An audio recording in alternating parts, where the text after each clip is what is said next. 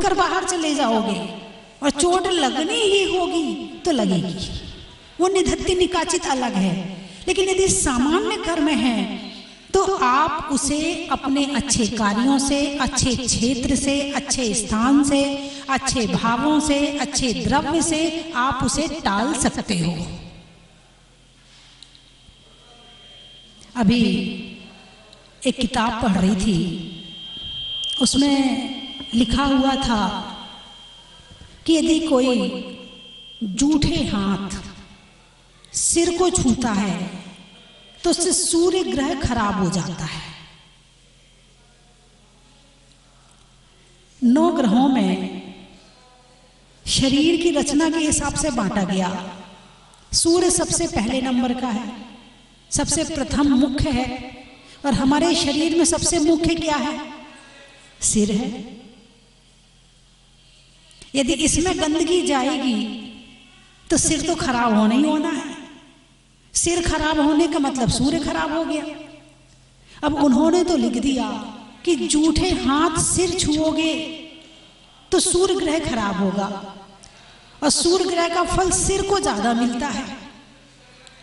अब झूठे हाथ से और भी समझ लो, गंदे हाथ, मिट्टी के हाथ, और भी किसी तरह के गंदे हाथ होंगे तो उन सब चीजों से सूर्य ग्रह खराब हो जाएगा, यानी सिर से संबंधित कोई ना कोई समस्या शुरू हो जाएगी। इसी तरह से उन्होंने बताया, उसमें लिखा था कि यदि कोई पानी व्यर्थ में बहाता है, पानी का दुरुपयोग करता है, तो उसका चंद्र ग्रह खराब हो जाएगा। चंद्रमा होता है जन्म पत्री में मन का प्रतीक, और पानी है शीतलता का प्रतीक। ठीक है, अब जोड़ देखना, लोग केवल पढ़ लेते हैं, उसकी गहराई में नहीं जाते हैं। पानी है शीतलता का प्रतीक, और चंद्रमा भी किसका प्रतीक है? शीतलता का प्रतीक है।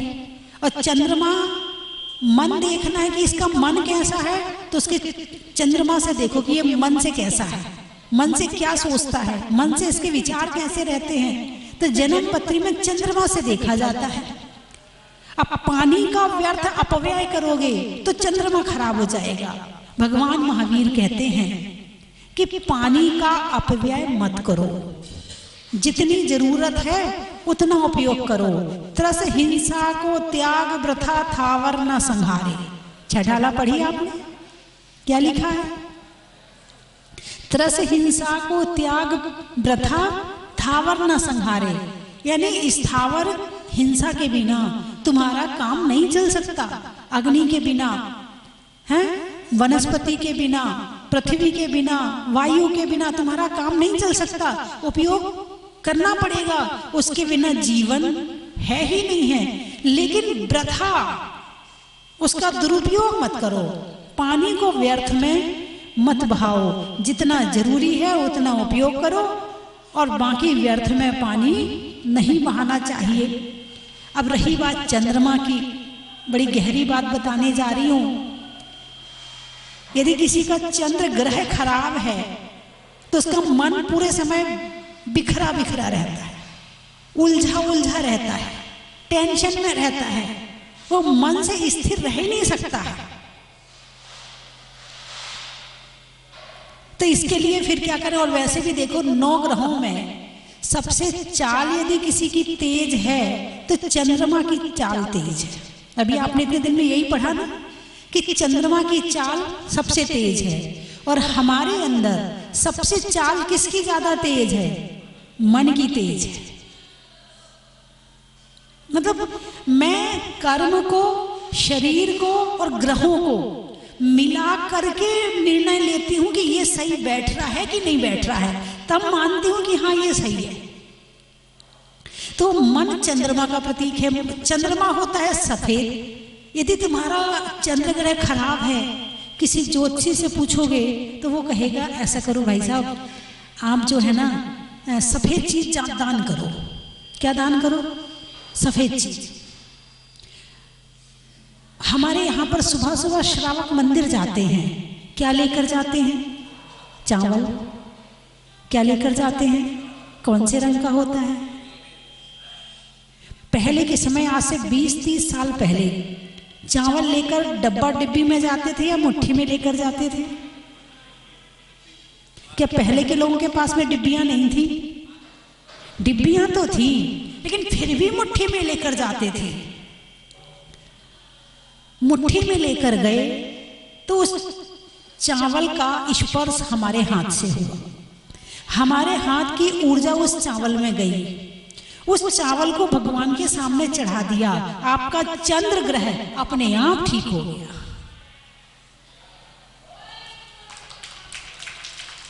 चावल को हमेशा मुट्ठी में लेकर ही जाना चाहिए, डब्बा डिब्बी में लेकर नहीं जाना चाहिए। अब जितना वैभव बढ़ रहा है, घर में जितना सामान बढ़ रहा है, उतना दिखावा बढ़ रहा है। पहले डिब्बी आई छोटी वाली स्टील वाली, फिर डिब्बी आई नमोकार मंत्र वाली, फिर डिब्बी आई प्लास्टिक की वो खोलने वाली, फिर डिब्बी आई उसमें अष्टमंगल बने हुए हैं, फिर डिब्बी आई चांदी की। अब इन डिब्बियों के चक्कर में जो हमारा रहस्य था वो निकल गया, जो उद्देश्य था वो बदल गया। आजकल के लोग देखो मन से ज्यादा परेशान हैं। अभी आप बच्चों के ऊपर प्रैक्टिकल करना, और ज्यादा नहीं, 15 साल तक के बच्चों पर एक ही बात निकल के आएगी, माता जी मन ही नहीं करता पढ़ने का। अब बेचारे माँ बाप पीछे पड़ते हैं, उनका मन नहीं करता, करें तो क्या करें, करें तो बच्चे क्या करें, इच्छा होनी नहीं अंदर से कि पढ़ने बैठे, मन इधर भाग रहा, उधर भाग रहा, उधर भाग रहा। वो देखो कैसे मुस्कुरा रहा है, माता जी आज मेरी बात कर रही हैं। बहुत कम बच्चे होते जिनका मन स्थिर उसमें होता है। पहली बात कि इंसान का मन स्वयं ही चंचल है। पहली बात कि इंसान का मन स्वयं ही चंचल है। दूसरी बात, करेला और नीम चढ़ा, इसको मोबाइल और मिल गया। पहले कुछ समय के लिए स्थिर हो जाता था, लेकिन अब तो जैसे ही जरा सा टाइम मिला और मोबाइल देखने बैठ गए। जितनी तेजी से तुम्हारा मोबाइल चल रहा है, उतनी तेजी से तुम्हारा मन चल रहा है। और कहते ना अभ्यास, अभ्यास किसका अभ्यास हो रहा है? दिमाग को तेज करने का और मन को चंचल करने का। ये तो बहुत तेज हो रहे हैं, मन चंचल हो रहा है और दिमाग तेज हो रहा है। मोबाइल ने 2 काम तो कर दिए हैं। इन 2 काम करने के बाद में शरीर को कमजोर कर दिया। अब शरीर में ताकत नहीं और मन बहुत तेज है, दिमाग बहुत तेज है। वो तेज भागना चाहता है और शरीर चलना नहीं चाहता। करें तो क्या करें? फिर इन दोनों के बीच जो उठापटक होती है ना, वहां इंसान परेशान हो जाता है। तो जितना ज्यादा मोबाइल चलाओगे उतना मन अस्थिर रहेगा। भाई काम की चीज चला रहे हो, बात अलग है। आपको किसी को मैसेज भेजना है, किसी का पढ़ना है, किसी का समाचार भेजना है, मोबाइल करना, काम की चीज अलग बात है। लेकिन जब देखो तब आंखें मोबाइल में घुसी पड़ी। कहीं भी बैठे कोई आपसे बात कर रहा है, आप तो लगे मोबाइल में, हूं हां करे जा रहे और मोबाइल में लगे जा रहे। तो ये चीज आपके मन को अस्थिर करते। आप पूजा करते हैं, आप पूजा करते हैं, अक्षत चढ़ाते हो, क्यों चढ़ाते हो? अक्षय पद प्राप्त है, जिसका क्षय ना हो, यानी एक स्थान पर रहने वाला पद, वो पद है मोक्ष का पद। भगवान मैं भटकते भटकते परेशान हो गया, इस संसार में घूमते घूमते परेशान हो गया, मुझे अक्षय पद चाहिए, अब मुझे स्थिरता चाहिए। बहुत भटक लिया मैंने संसार में, भगवान अब मुझे स्थिरता चाहिए। और मन इतना चंचल है, जब मन में स्थिरता नहीं तो स्थिर पद कैसे प्राप्त होगा? स्थिर पद प्राप्त करने के लिए मन को भी तो स्थिर करना जरूरी है। यदि मन ही स्थिर नहीं हुआ तो पद कहां से मिल जाएगा, बताइए मुझे। अब मोबाइल है, मोबाइल में आप एक चीज नहीं देखते हो। देखो सामने वाला बैठा हो तो उसकी उंगलियां चलती रहती हैं। जैसे मोबाइल में उंगली चल रही है, बस दिमाग और मन भी वैसे चल रहा है। ठीक है ना? एक विषय पे स्थिर होना ध्यान है। एक विषय पे स्थिर होना ध्यान है। और आजकल के लोग छोटी से छोटी वीडियो डाल करके अपनी बात पूरी कह लेते हैं और झट दूसरी बात पे आ जाते हैं। जितनी जल्दी झट दूसरी बात पे आ रहे हो, उतनी ही झट तुम्हारा दिमाग चंचल हो रहा है। और एक विषय पे स्थिर होके काम कर रहे हो, उतना अंदर का विषय निकलेगा। हम एक विषय में तो सोच नहीं पाए, दूसरा विषय आ गया। दूसरे को सोच नहीं पाए, तीसरा विषय आ गया। तीसरे को सोच नहीं पाए, चौथा विषय आ गया। बात समझ में आई कि नहीं आई? और जब तक एक विषय पे स्थिर नहीं होंगे तो उसकी गहराई में जाओगे कैसे? गहराई में जाने के लिए जरूरी है कि एक विषय पर स्थिर हुआ जाए। अब आपको एक लाइन हमने ज्योतिष की पढ़ा दी, एक लाइन हमने न्याय की पढ़ा दी, और एक लाइन हमने 10 धर्म की पढ़ा दी, और एक लाइन हमने आपको कोई दूसरी पढ़ा दी। कुछ मिला? अरे बोलिए ना, नहीं मिला ना। अध जल गगरी छलकत जाए। मोबाइल चलाने पर अपने आप को होशियार बहुत समझते हो और हो जीरो। किसी भी विषय में तुम घुस ही नहीं पाए अंदर, किसी भी विषय तुम विशेषज्ञ नहीं बन पाए। जबकि आप देखिए डॉक्टर भी बनते हैं तो पहले 12th से पढ़ाई कराई, 10वीं से पढ़ाई कराई जाती है, फिर उसके बाद और विषय पढ़ाए जाते हैं, फिर कहीं जाके एक विषय में स्थिर किया जाता है। अब आप आँख के डॉक्टर हो, अब आप नाक के डॉक्टर हो। ऐसा नहीं है कि आपको नाक के डॉक्टर बनना तो सीधे नाक की पढ़ाई करा दी जाए, सीधे ENT वाली की पढ़ाई करा दी जाए, ऐसा नहीं है। पहले पूरे शरीर का ज्ञान कराया जाता है। पूरा का शरीर का ज्ञान कराने के बाद में अब तुम जाओ एक के अंदर विशेष गहराई के साथ में। तो जो मोबाइल है वो आपको गहराई में नहीं पहुंचा रहा है, वो केवल हा ही करवा रहा है। थोड़ी देर के लिए हंसा देता है, थोड़ी देर के लिए आपका मनोरंजन कर देता है, लेकिन उसके बाद रिजल्ट निकालो कि आपने क्या पाया, तो रिजल्ट पाया आपने 0। आधा अब बच्चे हैं घड़ी देख के कहते मम्मी बस मैं आधा घंटा मोबाइल चलाऊंगा, इससे ज्यादा नहीं चलाऊंगा। अब मम्मी कहती बेटा आधा घंटा हो गया, बस 5 मिनट और। मम्मी 5 मिनट और। 1 घंटा 1.5 घंटा निकल जाए तो पता नहीं चलता है। माला फेरने बैठो तो एक माला के बाद 4 बार घड़ी देखोगे कि 5 माला फेरनी है, 4 बार घड़ी देखोगे 5 माला हुई नहीं अभी तक। और मोबाइल देखने बैठते हो तो घड़ी पे नजर एक बार भी नहीं जाती है। कुछ चीजें मन को अच्छी लगती हैं मगर जीवन के लिए घातक हैं। कुछ चीजें मन को अच्छी नहीं लगती है मगर जीवन के लिए उपयोगी है। बस मोबाइल में आप जो कर रहे हो ना, मोबाइल चलाना बुरा नहीं है। जैसे चश्मा है, बंदर के हाथ में चला जाए क्या करेगा? और बंदरों को बड़ा शौक होता है, मैंने कई बार देखा है। आंख से चश्मा उतार के ले जाते हैं, मैंने आंखों से देखा है।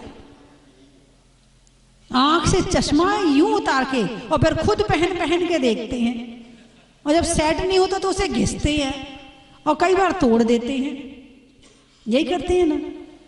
तो जैसे बंदर के हाथ में चश्मा काम का नहीं है, उसका उपयोगी नहीं है, फिर भी वो लेने की कोशिश कर रहा है, बस ऐसे ही मोबाइल एक व्यापार बन गया है।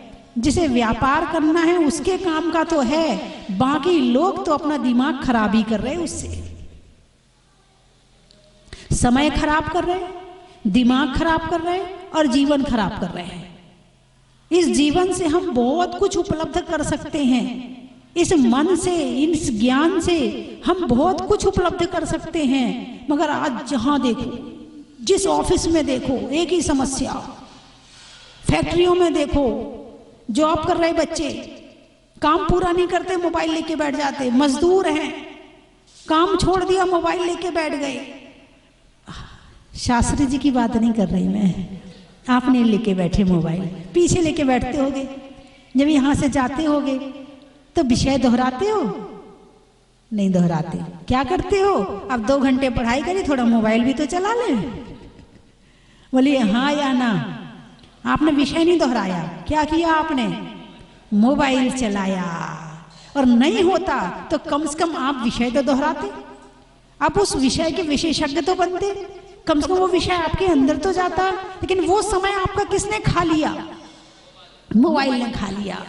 लोग कहते हैं सुख का समय आ रहा है, लेकिन भगवान महावीर कहते हैं दुख का समय आ रहा है। जितना जितना मन चंचल होगा, उतना उतना दुख बढ़ेगा। क्योंकि रास्ता है, यदि सही रास्ते पे चलोगे और गाड़ी तेज होगी तो मंजिल पर पहुंचोगे।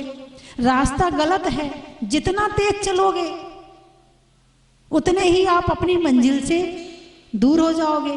मंजिल हमारी शांति है। क्या है हमारी मंजिल? शांति, सुख और शांति। अब इस मोबाइल से सुख शांति की मंजिल मिल सकती है क्या? यदि मिल सकती है तो मेरी तरफ से आप 24 घंटे चलाओ, और नहीं मिल सकती है तो जहां से मिल रही है वहां से प्राप्त करो। मोबाइल में इतना सब कुछ जो है ना, वो एक व्यापार है। क्या है? अपना सामान बेचने का तरीका है। आप जितनी वीडियो देखते हैं, आपका समय खराब होता है, आपका मन खराब होता है, आपका जीवन खराब होता है। लेकिन जिसकी वीडियो आपने देखी ना, उसको पैसे मिलते हैं। बोलिए हाँ या ना? इतना तो आप जानते हो ना, इतना तो आप पढ़े लिखे हो, इतना तो आप जानते हो कि आपको तो कुछ नहीं मिला, लेकिन जिसने ये वीडियो डाली है उसे जरूर बहुत पैसे मिल गए हैं। तो इस भारत में ऐसे लोग बहुत हैं जो ऐसे लोगों की कमाई करवा रहे हैं, जिनके पास काम है, मगर काम बाद में, पहले मोबाइल तो चला लें थोड़ा सा। इस मोबाइल के चक्कर में वो बड़े बड़े काम छोड़ देते हैं। कई बार ट्रेन छूट जाती है, कई बार रिजेक्ट हो जाते हैं, पढ़ाई नहीं करते, वो परीक्षा दे के आते, कुछ नहीं मिलता है, फेल हो जाते हैं। तो आजकल जो बच्चों के हाथ में मोबाइल आ रहा है ना, इसके कारण से एक बहुत अलग तरह की जिंदगी शुरू हो रही है, बहुत अलग तरह की जिंदगी। और उनका दिमाग जो तैयार कर रहा है ना, माँ बाप दिमाग तैयार नहीं कर रहे। आजकल के बच्चों का टीचर दिमाग तैयार नहीं कर रहे। आजकल के बच्चों का दिमाग मोबाइल तैयार कर रहा है। पहले कहते थे संस्कार माँ बाप के होते हैं, अब ये कहना बहुत मुश्किल हो जाएगा कि संस्कार माँ बाप के। अब तो मोबाइल के हैं, टीवी के हैं। अब टीचर को तो बेचारा वैसे ही डरा के रखते हैं बच्चे, जरा डांट तो दो, मम्मी से जाके शिकायत, मम्मी आ गई लड़ने के लिए। पहले तो पिताजी कह के आते थे जरा ठोंक पीट के पढ़ाना अच्छे से। बोलिए कहते थे नहीं कहते थे?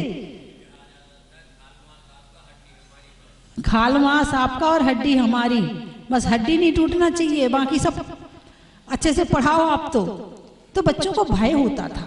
और एक बात और ध्यान रखना, भय है तो कषाय, लेकिन भय कहीं कहीं गुण भी है।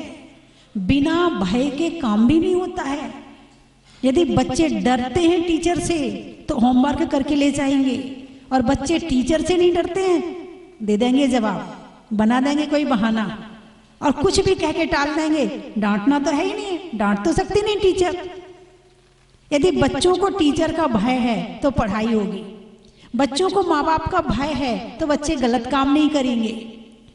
पहले के समय में पिताजी से लोग डरते थे। घर में पिताजी घर में आते थे और सारे बच्चे अपने अपने कोने में छिपके बैठ जाते थे। कोई कहीं घुस जाता था, कोई कहीं घुस जा, बस आवाज आ जाए कि पिताजी आ गए हैं। डर था, नंबर कम आएंगे, ये था वो था। अब पिताजी ने बच्चों को, अब पिताजी बच्चे से डरते हैं। बात आ रही है यहां से कि पिताजी बच्चे से डरते हैं, है ना। तो ये सारी चीजें मन से संबंधित हैं, और इस मन को यदि हमने अच्छे से रखा, इसका सदुपयोग किया, तो ये मन हमारे लिए अमृत का काम करेगा। और इस मन का हमने सदुपयोग नहीं किया तो ये मन हमारे लिए जहर का काम करेगा। हमारा मन हमें ही दुखी कर देगा, इसमें ये भी ताकत है। और हमारा मन हमें ही दुखी कर देगा, इसमें ये भी ताकत है। अब इसका उपयोग कौन कैसा कर रहा है, ये आपके हाथ में है। तो बात आई थी कि यदि पानी का दुरुपयोग करते हो तो चंद्रमा खराब हो जाता है। जब चंद्रमा खराब होगा तो मन खराब होगा, और जिसका मन खराब है उसका जीवन खराब है। बोलिए हाँ या ना? है, शरीर में नाक भी है, आंख भी है, मुंह भी है, हाथ भी है, पांव भी है, सिर में बाल भी हैं। बाल उड़ जाएंगे, उतनी दिक्कत नहीं है, लेकिन यदि मन खराब हो गया तो काम चलने वाला नहीं है। यदि सबसे ज्यादा किसी को संभाल के रखना है, अरे बोलिए ना, मन। जैसे पानी है, पानी को आपने फेंका और इधर ढलान है, इधर ऊंचाई है, पानी कहाँ जाएगा? ढलान की तरफ जाएगा, है ना। ऐसे ही ये मन की गति है, यदि इसको तुमने नहीं संभाला तो नियम से इसकी प्रवृत्ति पाप की तरफ जाएगी। इसे ऊंचाई में ले जाने से, पानी को ऊंचाई में ले जाने के लिए मशीन लगानी पड़ती है, बाल्टियों में भर भर के ले जाना पड़ता है। ऐसे ही इस मन को अपने ऊंचाई की तरफ ले जाने के लिए, अच्छे काम में लगाने के लिए पुरुषार्थ करना पड़ता है, मेहनत करनी पड़ती है। इसको पाप में ले जाने के लिए कुछ नहीं करना पड़ता है। जैसे घास फूस है ना, घास फूस उगानी पड़ती है क्या? अरे बोलिए ना, नहीं। तो क्या होता है? अपने आप उग जाती है। बारिश हुई, पानी मिट्टी में गया और अपने आप उग गए। और बगीचा लगाना है, फूल खिलाने हैं तो मेहनत करनी पड़ती।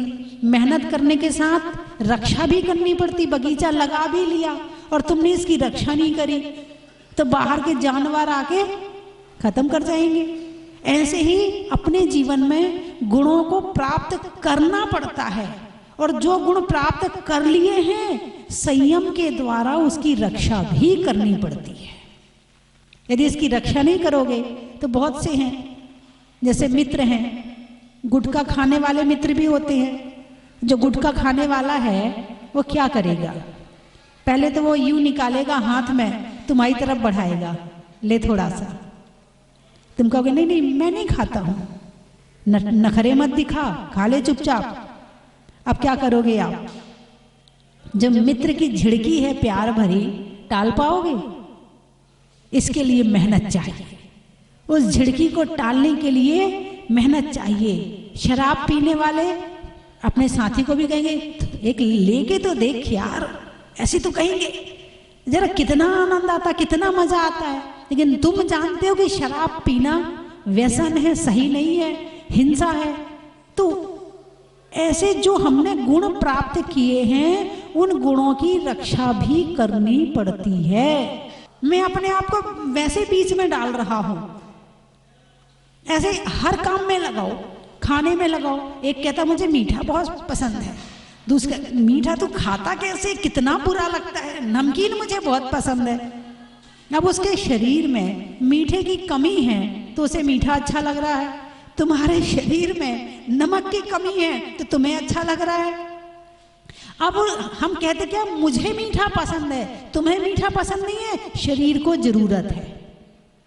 तुम्हें नमकीन पसंद नहीं है, शरीर को नमक की जरूरत है।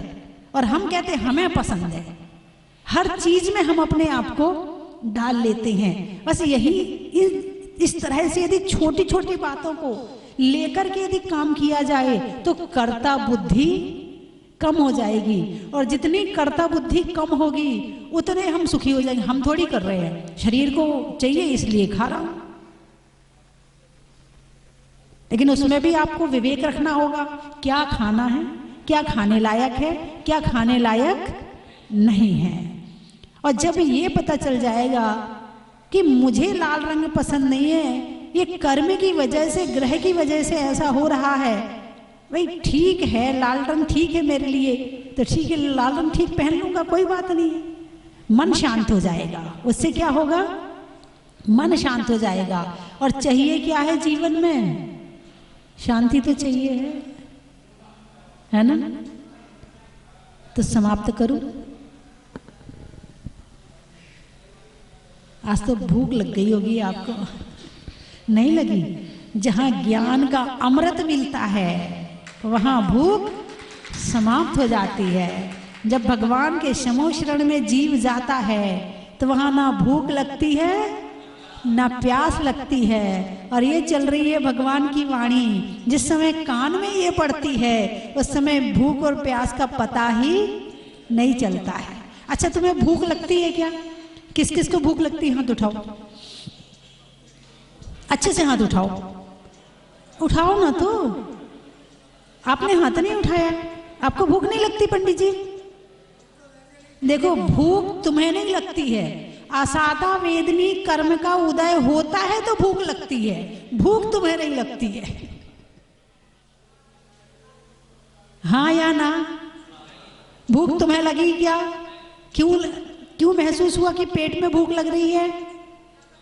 कर्म है इसीलिए, क्योंकि भूख तो एक दोष है। छुत पिपासा जरा तंके जन्मांतक भयस्मया, ये दोष आत्मा में नहीं है। आत्मा भोजन नहीं करती है। छोटी छोटी बातों से यदि हम अपने जीवन को आगे बढ़ाएं तो बहुत सारे कंसेप्ट अपने आप क्लियर हो जाएंगे और बहुत सारे लड़ाई झगड़े अपने आप शांत हो जाएंगे। चलिए समाप्त करूं। अभी तो पानी का था, चंद्रमा से, और बुध का है झूठ बोलने से। जो झूठ बोलता है उसका बुध खराब हो जाता है, जो क्रोध करता है उसका मंगल खराब हो जाता है, जो बड़ों का अनादर करता है उसका गुरु ग्रह खराब हो जाता है, जो पति या पत्नी का आपस में सम्मान नहीं करते, कलेश करते, उनका शुक्र खराब हो जाता है, और जो आलस करते हैं उनका शनि खराब हो जाता है, जो चुगली करते हैं उनका राहु खराब हो जाता है, और जो भिखारी और गरीबों का अपमान करते हैं उनका केतु खराब हो जाता है। ये व्यवहार की चीजें हैं। ग्रह अच्छे रखने हैं तो अपना इस तरह का व्यवहार अच्छा रखें, है ना। अच्छा, छल कपट बुध में आ जाएगा ना, झूठ के साथ में। जो मायाचारी ज्यादा क्या मायाचारी करता है तो उसका बुध खराब हो जाता है, या झूठ बोलता है, उसमें आ जाएगा, है ना। समाप्त करूं, 3 चीजें बोलूंगी, आपको कहना बड़ा ही महत्व है। स्वभाव में नर्म का, भोजन में गर्म का, और जीवन में धर्म का। चावल में चुनने का, बुनाई में बुनने का, और आपके ध्यान से सुनने का।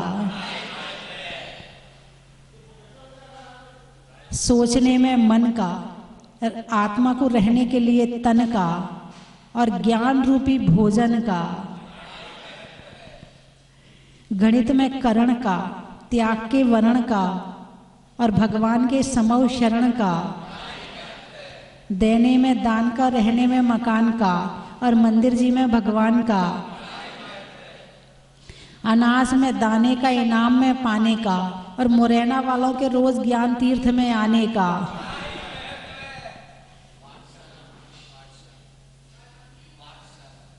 पाठशाला, अच्छा।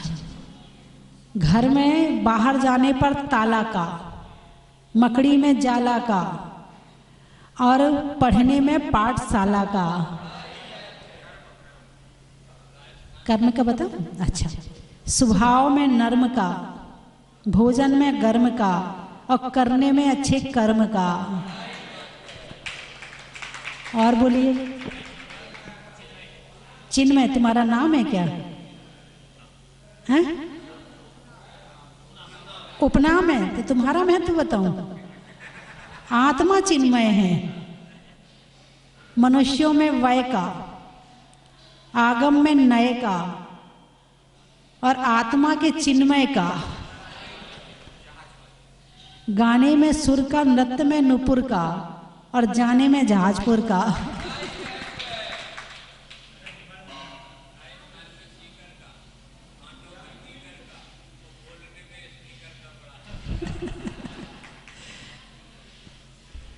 बोले 24 भगवान की।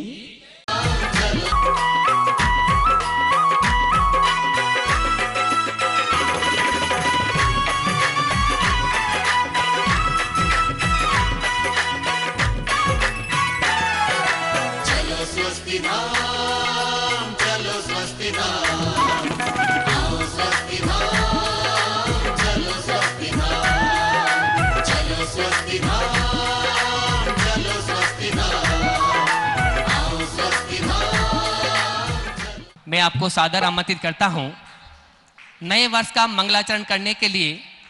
1 जनवरी 2023 रविवार का पावन दिन नए वर्ष का आगाज करेंगे। अतिशयकारी मुनीश्वरनाथ भगवान जहाजपुर वाले बाबा के पावन चरणों में आकर के उनके दर्शन, अभिषेक, शांति धारा का लाभ प्राप्त करके। बंधुओं, ये एक ऐसी प्रतिमा है जिनका अभिषेक, शांति धारा लोग घर बैठे देख करके लाभान्वित हो रहे हैं। और आप तो यहाँ आए, साक्षात बड़े बाबा के मस्तक पे अभिषेक करें, शांति धारा करें, नए वर्ष का आगाज करें।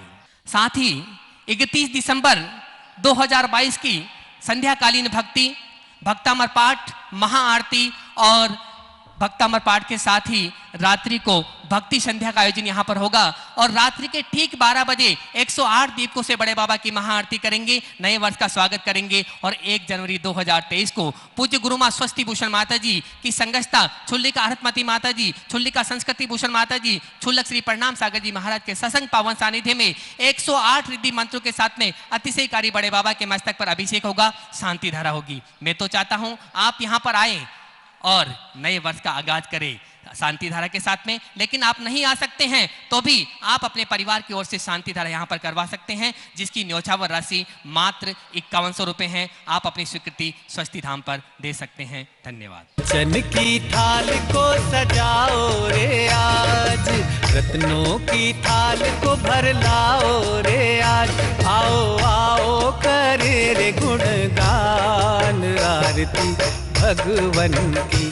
आओ आओ करे गुणगान आरती भगवन की। आओ आओ करे गुणगान आरती भगवन की।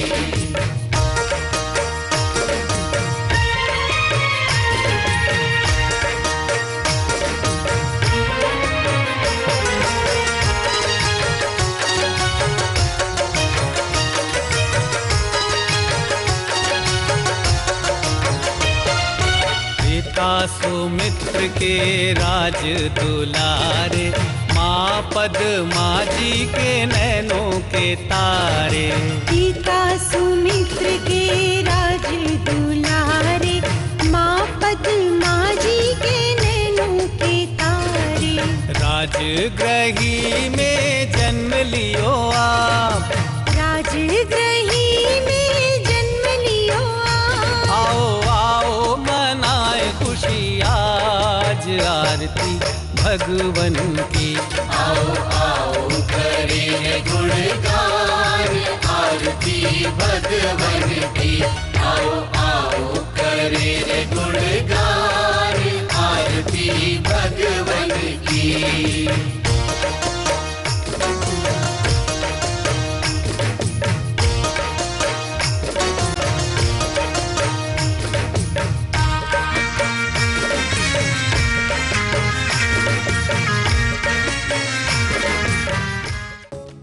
परम विदुषी लेखिका गणिनी आरिका रत्न श्री 105 स्वस्ति भूषण माता जी, जिन्होंने मात्र 20 वर्ष में 100 से भी अधिक किताबें लिखकर जैन समाज को अनूठा योगदान दिया है। बड़े बड़े विधान जैसे कल्पद्रुम महामंडल विधान, सिद्ध चक्र महामंडल विधान, इंद्रध्वज महामंडल विधान एवं विशेष जनपद, पूजांजलि आदि महत्वपूर्ण साहित्य बहुत ही सरल व सुबोध शैली में लिखे हैं, जिसमें गद्य एवं पद्य साहित्य भी समाहित है। इन महान साहित्यों को पढ़कर आप भी अपने ज्ञान का विकास कर सकते हैं। साहित्य प्राप्त करने हेतु आज ही संपर्क करें। संपर्क सूत्र 7906062500 9868345768।